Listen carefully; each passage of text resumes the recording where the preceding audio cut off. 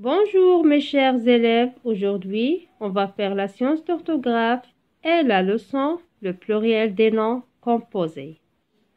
Avant, on va découvrir ensemble les objectifs de la leçon qui sont premièrement, identifier des noms composés.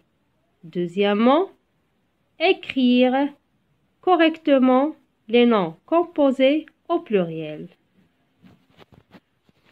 Mais alors, qu'est-ce qu'un nom composé? Alors, pour répondre à cette question et pour savoir tous des noms composés, suivez-moi.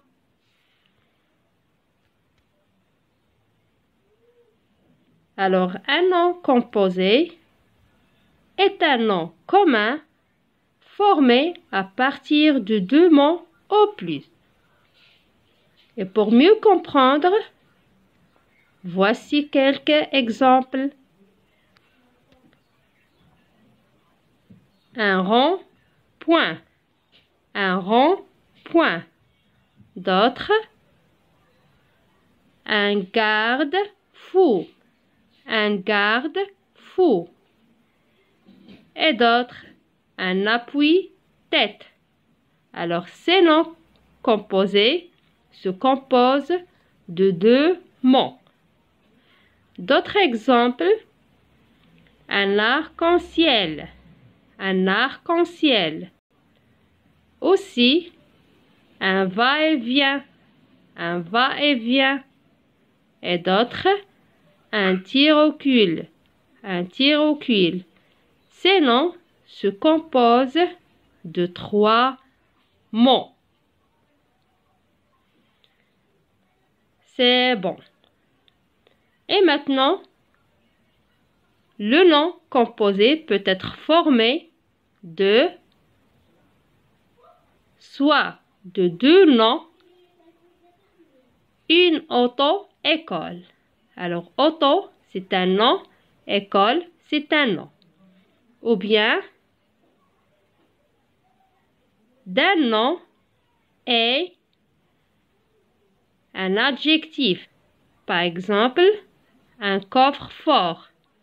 Coffre, c'est un nom et fort, c'est un adjectif. Ou bien un adjectif et un nom. Par exemple, un rond-point. Rond, c'est un adjectif et point, c'est un nom. Ou bien d'un verbe et un nom.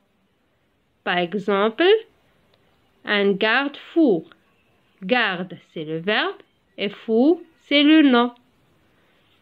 Et aussi peut être formé de deux verbes. Par exemple, un laisser-passer. Laisser, c'est un verbe conjugué et passer, c'est un verbe à l'infinitif. Et aussi d'un adverbe et un nom. Par exemple, une arrière, boutique. Arrière, c'est un adverbe et boutique, c'est un nom. Ou d'une préposition et un nom. Par exemple, une sans-abri. Sans, c'est préposition et abri, c'est un nom. Et maintenant, on va voir comment les écrire au pluriel.